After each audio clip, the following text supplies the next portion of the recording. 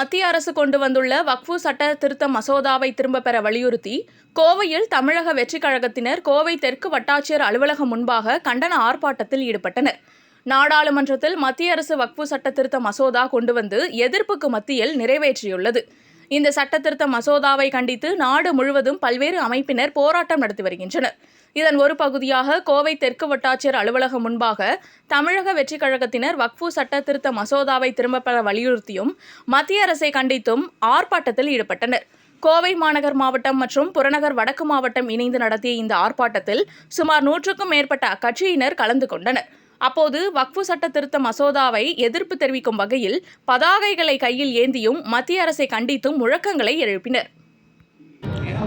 பிளவாத அரசியலையே தொடர்ந்து மக்களிடையே திணித்துக் கொண்டிருக்கின்ற ஒன்றிய பாஜக அரசை எதிர்த்தும் வக்ஃப் சட்ட திருத்த மசோதாவை திரும்ப பெற வலியுறுத்தியும் இன்று தமிழக வெற்றிக் கழகம் சார்பாகவும் மற்றும் புறநகர் மாவட்ட வடக்கு மாவட்ட தலைமை சார்பாகவும் இன்று மாபெரும் கண்டன ஆர்ப்பாட்டமானது நடைபெற்றுக் கொண்டிருக்கின்றது.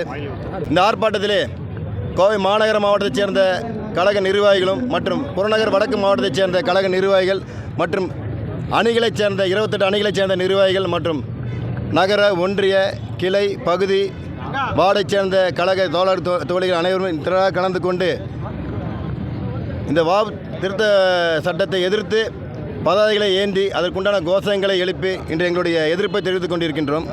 இந்த ஆர்ப்பாட்டமானது தமிழகத்தில் 38 மாவட்டங்களிலும் இன்று சிறப்பான முறையில் நடைபெற்றுக் கொண்டிருக்கிறது. மாபெரும் வெற்றிகரமான ஒரு ஆர்ப்பாட்டமாகவே இதை நாங்கள் இன்றைக்கி சொல்லிக்கிறோம். இந்த வக்ஃப் சட்ட திருத்தம் இன்று அவசியமில்லை என்பது எங்களுடைய கோரிக்கையாக இருக்கிறது. எங்களுடைய அழுத்தமான ஒரு நிலைப்பாடாகவே எங்களுக்கு இருக்கிறது. இன்று இஸ்லாமிய சிறுபான்மையினருக்கு உண்டான உரிமைகளை பறிக்கக்கூடிய ஒரு மசோதாவை இதை நாங்கள் பார்க்குறோம். இது இப்போ அவசியமில்லாத ஒன்று. அவங்களுக்கு உண்டான உரிமைகளை பறித்து மாவட்ட ஆட்சியாளருக்கு அதுக்குண்டான இன்றைக்கி பார்த்திங்கன்னா வக்ஃப் சொத்துக்களை இஸ்லாமிய அமைப்பான வக்ஃபு தான் ஒன்று இது இன்றைக்கி வரைக்கும் நிறைவேற்றினது. அதுக்குண்டான முடிவு அவங்க தான் எடுத்துகிட்டு இருந்தாங்க.